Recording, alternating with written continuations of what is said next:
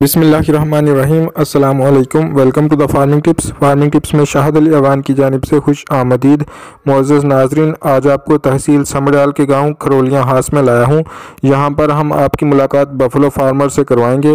वो हमें बताएंगे कि किन हालात में एक बफलो के ऊपर 1000 खर्चा होता है और कैसे उसको 200 की हद तक लाया जा सकता है, यानी फ़ी बफलो 200 खर्चा कैसे किया जा सकता है और अपने मुनाफे को कैसे बढ़ाया जा सकता है। इसके साथ ही साथ हमें वो और भी बहुत सारी मुफीद बातें बताएंगे।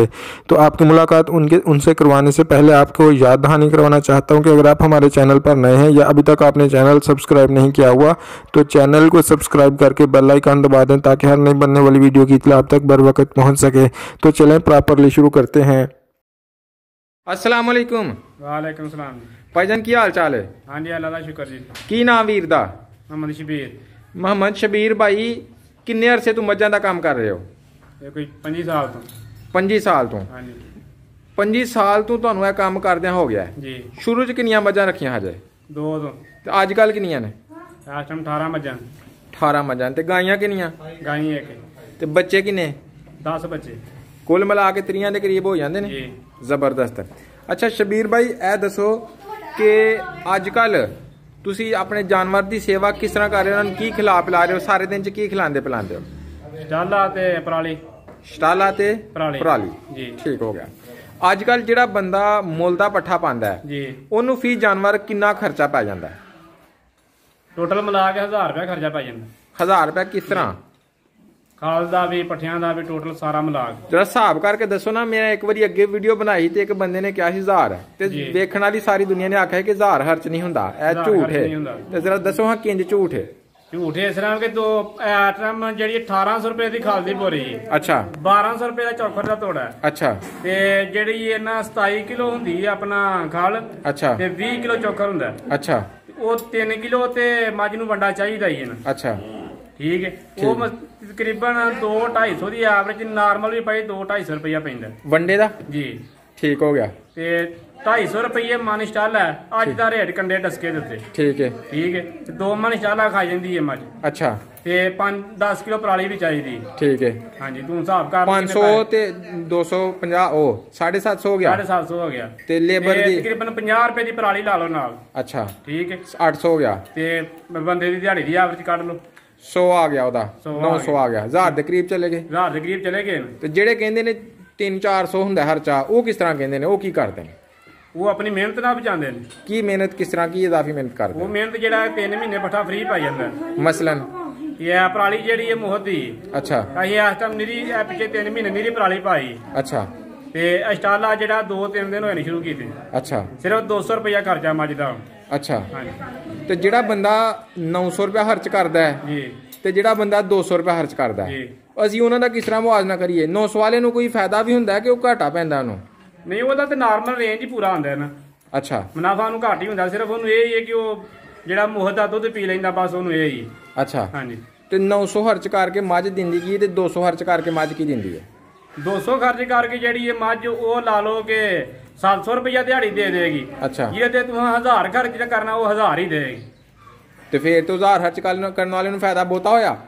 ਉਹਨੂੰ ਲੱਭਣਾ ਵੀ ਤੇ 1000 ਹੀ ਹੈ ਨਾ। ਨਹੀਂ, ਮੈਂ ਇਹੋ ਹੀ ਕਹਿਣਾ ਨਾ ਪਿਆ। ਹਾਂਜੀ। ਨਹੀਂ ਅੱਛਾ, ਤੁਹਾਡਾ ਕਹਿਣ ਦਾ ਮਤਲਬ ਹੈ ਕਿ ਇੱਕ ਮੱਝ 1000 ਰੁਪਏ ਖਰਚ ਕਰੀ ਤਾਂ ਤੁਹਾਨੂੰ 1000 ਰੁਪਏ ਆਊਟਪੁੱਟ ਦਿੰਦੀ ਹੈ। ਹਾਂਜੀ, ਮੁਨਾਫਾ 1000 ਹੀ ਜ਼ੀਰੋ। ਦੇਗੀ ਫਿਰ। ਮੁਨਾਫਾ ਜ਼ੀਰੋ ਹੋ ਗਿਆ। ਮੁਨਾਫਾ ਜ਼ੀਰੋ ਹੈ। ਤੇ ਜਿਹਨੇ 200 ਰੁਪਏ ਖਰਚ ਕਰਨਾ ਹੈ ਉਹਨੇ 700 ਰੁਪਏ ਦਾ ਦੁੱਧ ਦੇਣਾ ਹੈ ਜੀ। ਉਹ ਤੇ 500 ਘਰ ਮੈਂ 7 ਕਿਲੋ ਤੋਂ ਤੇ ਦੁੱਧ ਦੇਗੀ ਨਾ। 500 ਰੁਪਏ ਮੁਨਾਫਾ ਦੇਗੀ। 500 ਰੁਪਇਆ ਮੁਨਾਫਾ ਹੋ ਜਾਏਗਾ ਉਹਦਾ। ਠੀਕ ਹੋ ਗਿਆ। ਜੀ। ਇਹਦਾ ਮਤਲਬ ਹੈ ਕਿ ਅਗਰ ਕਿਸੇ ਬੰਦੇ ਨੇ ਆ ਕੰਮ ਕਰਨਾ ਹੈ ਤਾਂ ਫਿਰ ਉਹ ਮਿਹਨਤ ਵਾਲਾ ਜ਼ਿਹਨ ਬਣਾ ਕੇ ਕਰੇ ਤੇ ਮਿਹਨਤ ਫਿਰ ਕਰ ਗਈ ਉਸ ਤਰ੍ਹਾਂ ਜੀ ਆਖੋ ਨਾ ਵੀ ਚਿੱਟੇ ਕੱਪੜੇ ਪਾ ਕੇ ਤੇ ਪੌਟਾ ਬਣ ਕੇ ਤੇ ਫੇਰ ਕੁਝ ਨਹੀਂ। ਮੁੱਲ ਦੇ ਪੱਠੇ ਪਾ ਕੇ ਨਹੀਂ ਮੁੱਲ ਦੇ ਬਚਦਾ। ਪੱਠੇ ਪਾ ਕੇ ਨਹੀਂ, ਮਿਹਨਤ ਕਰਕੇ ਪੱਠੇ ਪਾਏਗਾ ਤੇ ਫੇਰ ਸਹੀ ਹੋ ਗਿਆ। ਜੀ। ਤੁਸੀਂ ਇਹ ਦੱਸੋ ਕਿ ਤੁਹਾਡੀਆਂ ਮੱਝਾਂ ਅੱਜ ਕੱਲ ਜਿਹੜੀਆਂ ਤੁਸੀਂ ਰੱਖੀਆਂ ਨੇ ਕਿਹੜੀ ਨਸਲ ਦੀਆਂ ਨੇ? ਇਹ ਅੱਛੀ ਨਸਲ ਦੀਆਂ ਨੇ। ਕਿਹੜੇ ਇਲਾਕੇ ਦੀਆਂ ਨੇ? ਚੀਚਾ ਵਤਨੀ ਦੀਆਂ, ਬੂਰੇ ਵਿਆੜੀ ਦੀਆਂ, ਚੀਚਾ ਵਤਨੀ ਔਰ ਸਾਹੀਵਾਲ। ਬੂਰੇਵਾੜੀ। ਕੁੱਲ ਦੁੱਧ ਦੇਣ ਵਾਲੀਆਂ ਇਸ ਟਾਈਮ ਕਿੰਨੀਆਂ ਤੁਹਾਡੀਆਂ? ਦੁੱਧ ਦੇਣ ਵਾਲੀਆਂ ਆਈਟਮ ਸਾਡੇ ਕੋਲੋਂ ਤਕਰੀਬਨ 8 ਮੱਝਾਂ ਤੇ ਇੱਕ ਗਾਂ। 8 ਮੱਝਾਂ ਤੇ ਇੱਕ ਗਾਂ। ਹਾਂਜੀ। ਇਹਨਾਂ ਚ ਰੋਜ਼ਾਨਾ ਤੁਸੀਂ ਕਿੰਨਾ ਦੁੱਧ ਲੈ ਰਹੇ ਹੋ ਪਰਾਲੀ ਤੇ ਸਟਾਲੇ ਦਾ ਪੱਠਾ ਪਾ ਕੇ? ਇਸ ਟਾਈਮ ਤੂੰ 2 ਮਣ ਦੁੱਧ ਦੇ ਦੂੰਗਾ। ਸੁਬਾਹ ਸ਼ਾਮ ਦਾ? ਸੁਬਾਹ ਸ਼ਾਮ ਦੋਵਾਂ ਟਾਈਮਾਂ। ਤੇ ਦਸੀਆਂ ਕਿੰਨੀਆਂ ਜੇ ਮੱਝਾਂ? ਹਾਂਜੀ ਦੁੱਧ ਦੇਣ ਵਾਲੀਆਂ? 8। 8 ਯਾਨੀ 80 ਕਿਲੋ ਦੁੱਧ ਦੇ ਰਿਹਾ ਫੀ ਆ ਤੁਹਾਡੇ 8 ਜਾਨਵਰ। ਜੀ। 10 ਕਿਲੋ ਫੀ ਜਾਨਵਰ ਆ ਗਿਆ। 10 ਕਿਲੋ ਫੀ ਜਾਨਵਰ ਜ਼ਬਰਦਸਤ, ਬੜੀ ਐਵਰੇਜ ਹੈ ਸਰ ਪਰਾਲੀ ਚੋਂ ਇੰਨਾ ਦੁੱਧ ਕੱਢਣਾ। ਹਾਂਜੀ ਪਰਾਲੀ ਜੀ ਸਾਡੀ ਐਵਰੇਜ ਜਿਹੜੀ ਇਹ ਵੇ। ਠੀਕ ਹੋ ਗਿਆ। ਹਾਂਜੀ ਤੇ ਜਦੋਂ ਸਟਾਲ ਆਮ ਹੋ ਜਾਂਦਾ ਉਦੋਂ ਤੁਹਾਡੇ ਦੁੱਧ ਦੀ ਐਵਰੇਜ ਕੀ ਹੁੰਦੀ? ਉਦੋਂ ਜਿਹੜੀਆਂ ਇਹ 8 ਮੱਝਾਂ ਨੇ ਇਹ ਹੁਣ ਅਗਰ 80 ਕਿਲੋ ਦੇਣ ਡਈਆਂ ਨੇ ਉਦੋਂ 100 ਕਿਲੋ ਦੇਣਗੀਆਂ। 20 ਕਿਲੋ ਮਜ਼ੀਦ ਬਚੇਗਾ। ਹਾਂ 20 ਕਿਲੋ ਵਧਣਗੀ।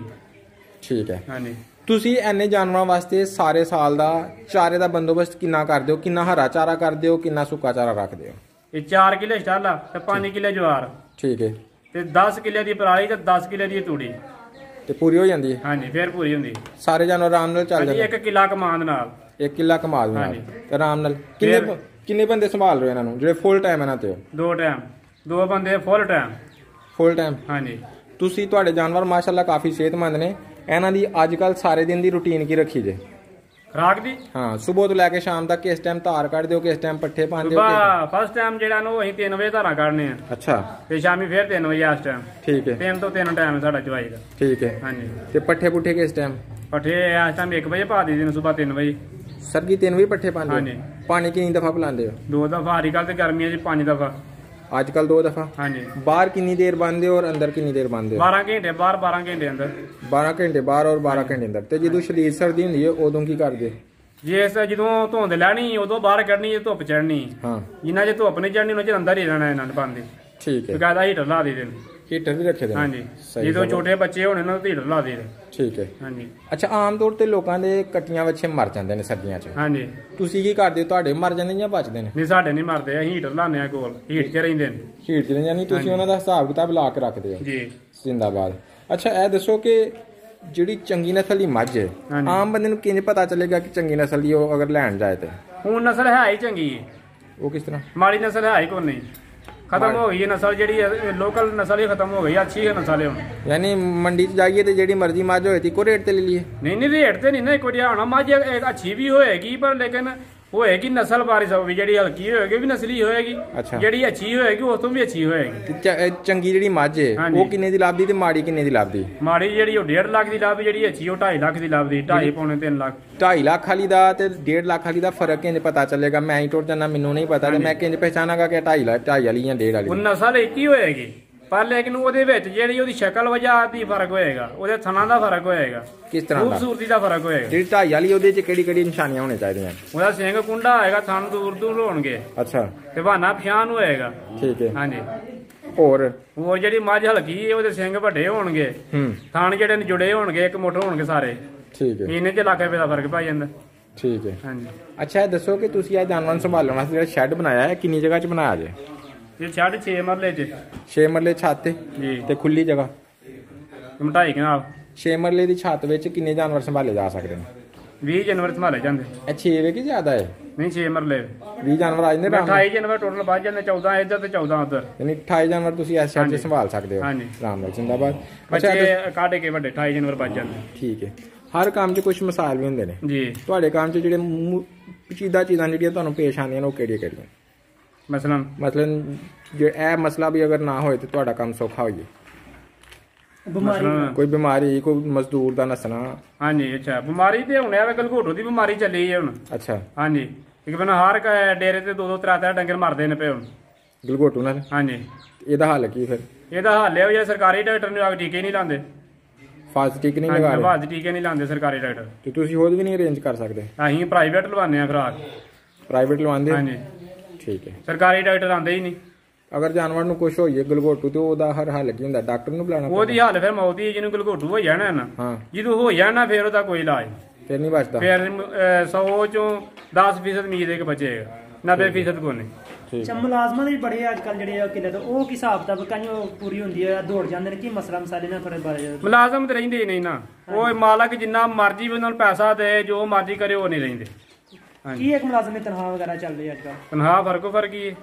12,000 ਤੁਰ ਕੇ 15, 16, 17, 18, 19, 20, 22 ਤੱਕ ਜਾਂਦਾ ਤੇ ਠੀਕ ਹੋ ਗਿਆ। ਅੱਜ ਕੱਲ ਪਰਾਲੀ ਦੇ ਨਾਲ ਕੋਈ ਹੋਰ ਚੀਜ਼ ਇਸਤੇਮਾਲ ਕਰਵਾ ਰਹੇ ਹੋ ਇਹਨਾਂ ਨੂੰ? ਕੋਈ ਵੰਡਾ ਵਗੈਰਾ ਕੋਈ ਐਸੀ ਚੀਜ਼? ਹਾਂਜੀ ਵੰਡਾ ਖਾਲ ਚੋਕਰ ਇਸਤੇਮਾਲ ਕਰਨੇ। ਕੋਈ ਸਪੈਸ਼ਲ ਵੰਡਾ ਅਸੀਂ ਨਹੀਂ ਪਾਉਂਦੇ। ਠੀਕ ਹੋ ਗਿਆ। ਦੁੱਧ ਵਧਾਉਣ ਵਾਸਤੇ ਨਹੀਂ ਪਾਉਂਦੇ ਕੋਈ? ਨਹੀਂ ਉਹ ਅਸੀਂ ਨਹੀਂ ਪਾਉਂਦੇ। ਠੀਕ ਹੋ ਗਿਆ। ਅੱਛਾ ਇੱਕ ਸਵਾਲ ਹੈ ਸ਼ੈੱਡ ਡਿਜ਼ਾਈਨ ਦੇ ਹਵਾਲੇ ਨਾਲ। ਜਿਹੜੀ ਇਹ ਸ਼ੈੱਡ ਬਣਾਇਆ ਪੱਕਾ ਜੀ, ਠੀਕ ਹੈ। ਇਹ ਕਹਿੰਦੇ ਨੇ ਗਰਮੀਆਂ 'ਚ ਗਰਮ ਹੋ ਜਾਂਦਾ ਹੈ। ਹਾਂਜੀ ਠੀਕ ਹੈ। ਤੇ ਸ਼ੈਡ ਡਿਜ਼ਾਈਨ ਤੁਸੀਂ ਗਰਮੀਆਂ 'ਚ ਫਿਰ ਇਹਦਾ ਕੀ ਹੱਲ ਕਰਦੇ ਹੋ? ਆ ਫੈਨ ਲੱਗੇ ਇਹਨਾਂ ਉੱਪਰ। ਠੀਕ ਹੈ। ਹਾਂਜੀ ਵੈਸੇ ਕੱਚਾ ਛੱਤ ਅੱਛਾ ਹੁੰਦਾ ਹੈ? ਕੱਚਾ ਛੱਤ ਹੁੰਦਾ ਕੱਚਾ, ਪਰ ਜੇ ਬਰਸਾਤ ਹੁੰਦੀ ਹੈ ਚੁੰਦਾ। ਅੱਛਾ। ਤੇ ਜਦੋਂ ਚੋਵਾ ਪੈਂਦਾ ਜਿਹੜਾ ਮਾਲ ਇਹ ਚੋਵੇ ਨਾਲ ਬਿਮਾਰ ਹੋ ਜਾਂਦਾ। ਕੁਝ ਲੋਕਾਂ ਨੇ ਲੋਹੇ ਦੇ ਛੱਤ ਵੀ ਬਣਾਏ ਨੇ। ਹਾਂਜੀ ਸ਼ੈਡ ਬਣਾਏ ਨੇ। ਹਾਂਜੀ ਉਹ ਵੀ ਕਾਮਯਾਬ ਨੇ। ਉਹ ਵੀ ਕਾਮਯਾਬ ਨੇ। ਹਾਂਜੀ ਠੀਕ। ਮੱਝਾਂ ਵਗੈਰਾ ਸੇਲ ਕਰਦੇ ਹੋ ਅਗਰ ਕਿਸੇ ਲੈਣੀਆਂ ਹੋਣ ਤੇ? ਕੰਮ ਹੀ ਕਰਨੇ ਆ, ਜ਼ਿਆਦਾ ਨਹੀਂ ਕਰਦੇ। ਠੀਕ ਹੋ ਗਿਆ। ਜੈਸਾ ਮੈਂ ਕਹਾ ਤਾਜ਼ੀ ਮੱਝ ਨਜ਼ਰ ਆ ਰਹੀ ਹੈ ਕਿ ਸੇਲ ਕਰਨਾ ਚਾਹੁੰਦੇ ਹੋ ਤੁਸੀਂ ਇਹ ਵਾਲੀ? ਜੇ ਕੋਈ ਆ ਜਾਈਏ ਤੇ ਫਿਰ ਸੇਲ ਕਰਦੇ ਆ, ਗਾਹਕ ਆਏ ਤੇ ਸੇਲ ਕਰ ਵੀ ਦੇ। ਕੀ ਰੇਟ ਵਗੈਰਾ ਕੋਈ ਰੇਟ ਦੱਸ ਦਿਓ ਇਹਦਾ। ਇਹਦਾ ਤਾਂ ਪੌਣੇ 2 ਲੱਖ ਰੁਪਇਆ ਲੱਗ ਗਿਆ। ਉਹਨੇ 2 ਲੱਖ ਰੁਪਏ ਲੱਗ ਗਿਆ। 1 ਲੱਖ ਤੇ 75,000 76,000 ਲੱਗਦਾ ਪਿਆ। ਇਹ ਕਿੰਨੀ ਦੇਰ ਹੋ ਗਈ ਲਿਆਂ ਤੁਹਾਨੂੰ ਮੱਝ ਆ ਵਾਲੀ? 2 ਸਾਲ ਹੋ ਗਏ। ਤੇ ਕੀ ਮਸਲਾ ਦੇ ਦੁੱਧ ਦੀ ਕੀ ਐਵਰੇਜ ਰਹੀ ਹੈ? ਇਹ ਦੁੱਧ ਦੀ ਐਵਰੇਜ 11-12 ਕਿਲੋ। ਹਾਂਜੀ 10 ਤੋਂ ਉੱਤੇ ਹੀ ਹੈ। ठीक है, बहुत शुक्रिया भाई, तुसी बड़ी अच्छी मालूमात दी ने। नाजरीन अगर रब्ता करना चाहते तो कोई फ़ोन नंबर दे दो। 0307 जी 63 44 809। जिंदाबाद। बहुत शुक्रिया सर। अस्सलाम वालेकुम।